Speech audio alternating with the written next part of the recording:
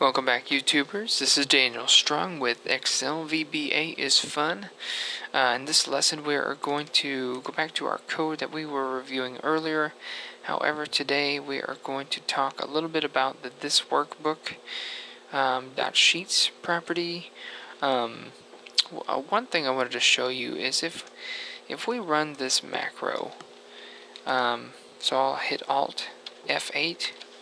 And let's run test 1. That's the one that we did to autofill this stuff with a few details there.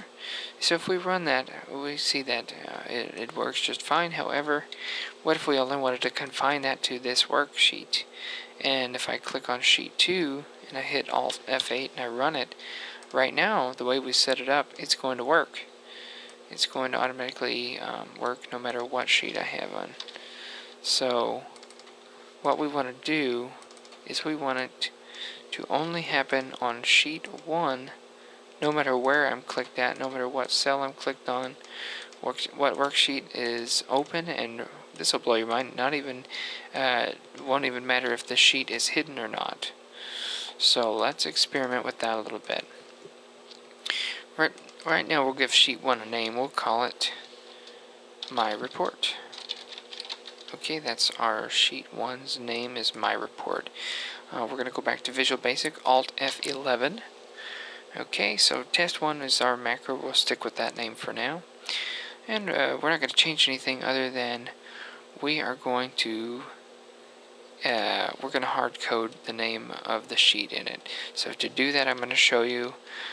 You can use the Sheets property by typing Sheets in open parentheses, and we're going to let me give some space here for now. You do a quote, you type in the name of the sheet that you gave it. We gave it My Report, in quote, in parentheses.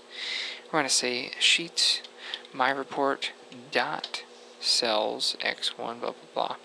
So that's a preliminary step.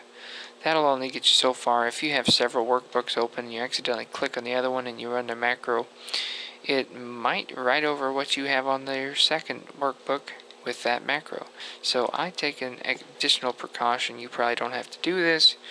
I say this workbook dot sheets My Report cells blah blah blah, and I'll do that a few more times. I'll probably end up copying and pasting this workbook dot sheets and My Report.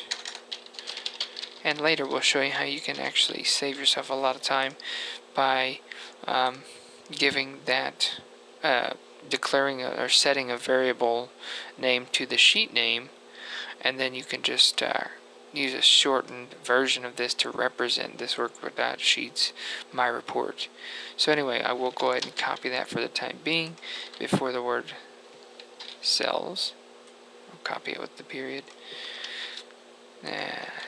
This workbook.sheets blah blah blah.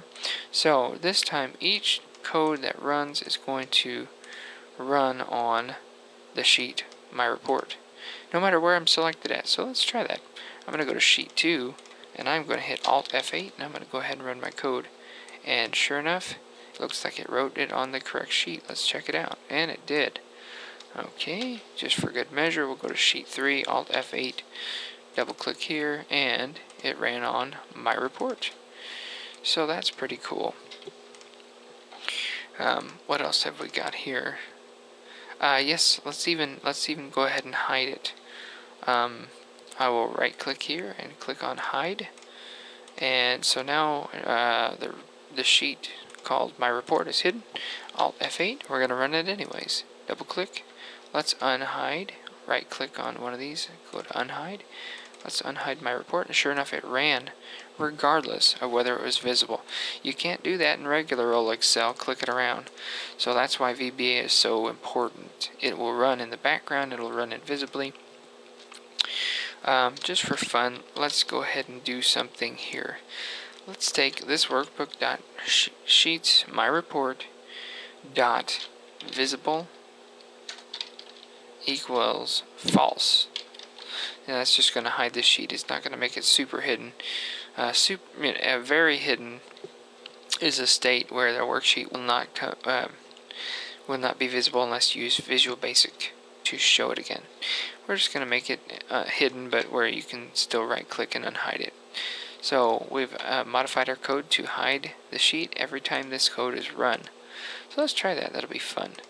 Alt F8, and we'll run test 1, and if it works, at the end of the code, it will hide the sheet for us. Let's run it. Bam, it's hidden. So let's unhide my report. Okay, so that was fun. Let's make another macro to make it visible again. We'll come down here and we'll call this one, whoops, we'll call this one unhide sheet. So sub unhide, we'll call it unhide my report.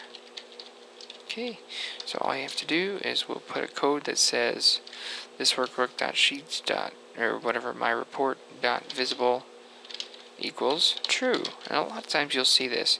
Something's either going to be true or false. That's called Boolean.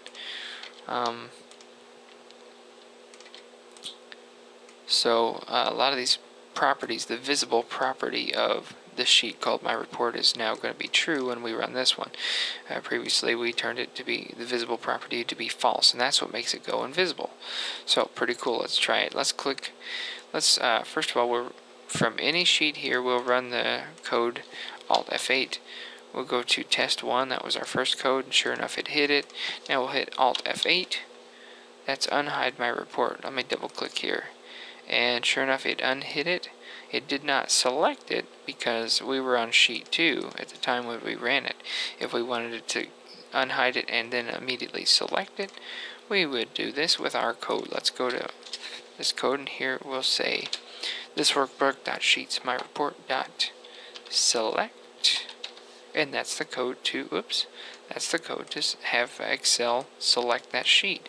So rather than unhiding it but jumping back to sheet 2, it will actually select it. Let me just hide it for good measure. Alt F8, unhide my report, and select it incidentally. Let's go ahead and run that. Shazam! It unhid it and selected that sheet. So those are some nifty codes you can use.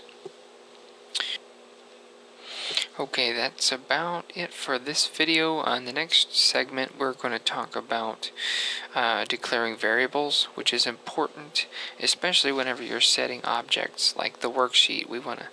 We'll talk about shortening that, save your fingers a lot of keystrokes. We'll also talk about We'll get to that when we get to it. I forgot what I was going to say. We'll talk about this properties menu down here. We're going to talk about renaming some of these things. And then eventually we'll get to some worksheet events, this workbook events, and we'll get to user forms at some point in time. Thank you so much for viewing. God bless.